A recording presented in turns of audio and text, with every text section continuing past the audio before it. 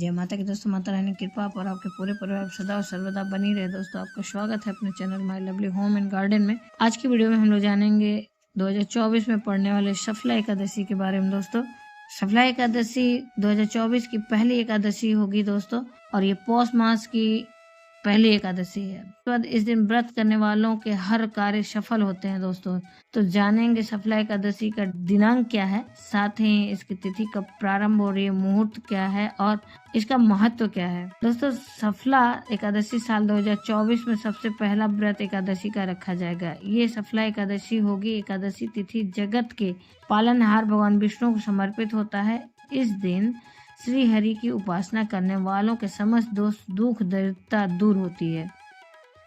धन सौभाग्य की प्राप्ति के साथ सफला एकादशी का व्रत हर कार्य में सफलता प्रदान करता है।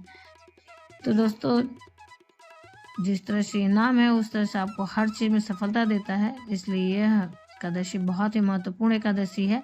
इस वीडियो की जानकारी बहुत ही महत्वपूर्ण होने वाली है, इसलिए आपसे अनुरोध है कि अंत तक अवश्य ही देखें।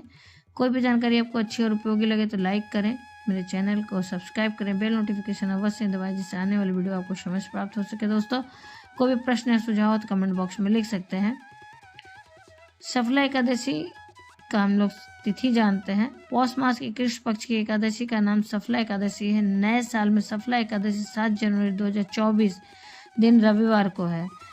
इस व्रत के प्रभाव से 1000 अश्वमेघ यज्ञ करने के समान फल प्राप्त होता है। जैसे व्रतों में एकादशी सबसे खास व्रत है, उसी तरह यज्ञों में अश्वमेघ यज्ञ सर्वश्रेष्ठ माना गया है। पंचांग के अनुसार पौष मास के कृष्ण पक्ष की एकादशी तिथि 7 जनवरी 2024 को प्रातः मतलब तड़के 12:41 पर शुरू होगी और अगले दिन 8 जनवरी 2024 को प्रातः यानी कि तड़के 12:46 पर समाप्त होगी। अब जानते हैं दोस्तों पारण का समय। सफला एकादशी का व्रत का पारण का समय होगा 8 जनवरी 2024 को सुबह 6:39 से लेकर सुबह 8:59 के बीच में पारण किया जाएगा।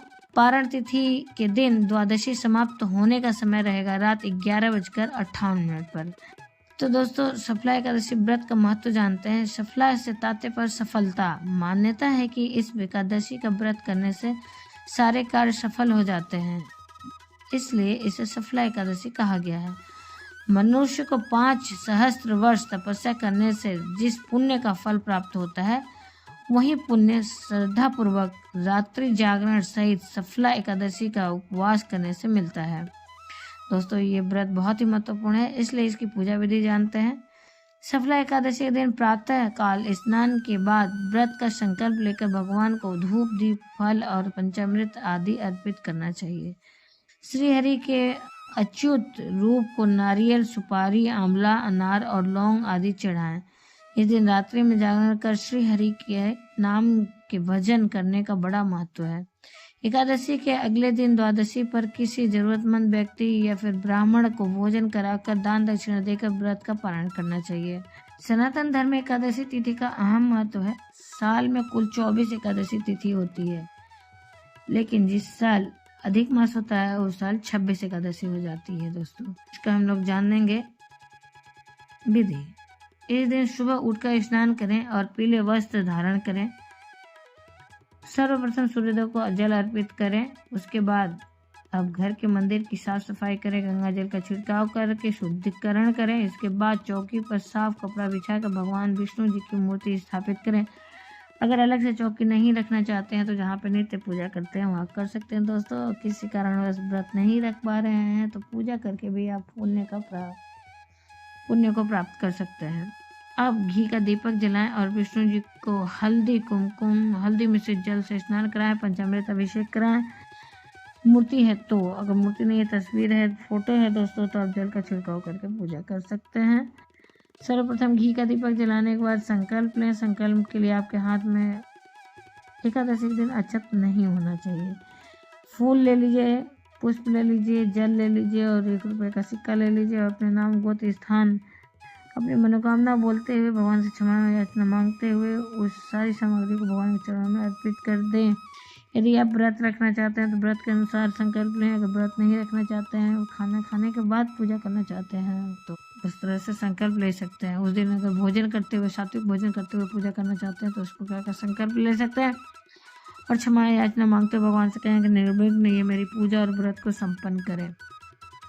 इस प्रकार से संकल्प लेने के बाद षोडश विधि उपचार से पूजा करें, भगवान को धूप दीप दिखाएं और इत्र अर्पित करें, सारी उनके प्रिय वस्तुओं को अर्पित करें, पीले पुष्प से भगवान को श्रृंगार करें, पीले वस्त्र पहनाएं। उसके बाद दोस्तों पीले फल का भोग लगाएं और अंत में आरती अवश्य करें। इस दिन जितना संभव हो भगवान के नाम का जाप करें।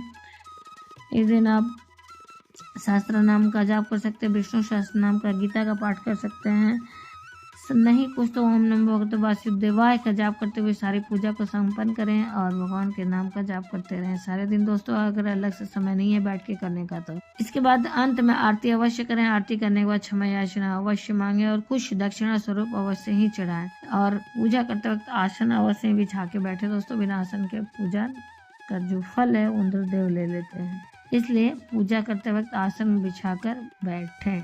इसके बाद भगवान विष्णु को फल मिठाई जो भी अर्पित करना चाहते हैं सब कुछ अर्पित करें पूजा के समय और उनके भोग में तुलसी दल को अवश्य शामिल करें, क्योंकि बिना तुलसी दल के भोग ग्रहण नहीं करते हैं।